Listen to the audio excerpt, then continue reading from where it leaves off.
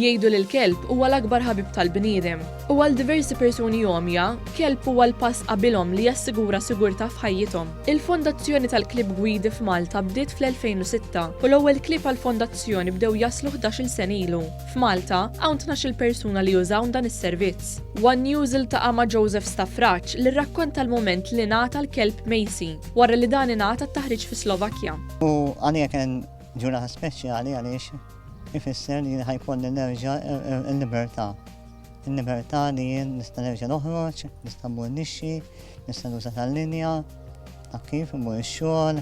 F'Diċembru li għadda, Macy irtira wara 11-il sena servizz. Joseph xorta waħda żammu miegħu u issa ingħaqad miegħu Toby li għandu 3 snin u ngħata t-taħriġ f'Messina. Għalija ma kienx faċli. Għaliex wara 11 sena il-kelb dejjem jiġri miegħek. Mhux faċli taċċetta, ma jkollok taċċetta. Importanti li aħna dejjem jgħidulna ma tistax qabbel kelb u ieħor, ċoje ma tistax inqabbel il-Matti u Toby.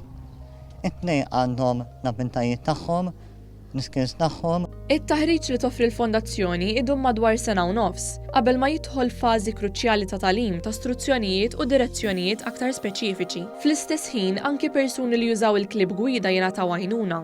Infatti r-rata hi minn 10 klib 4 jirnexxu, hija rata baxxa, imma aħjar kwalità mill-kwantità.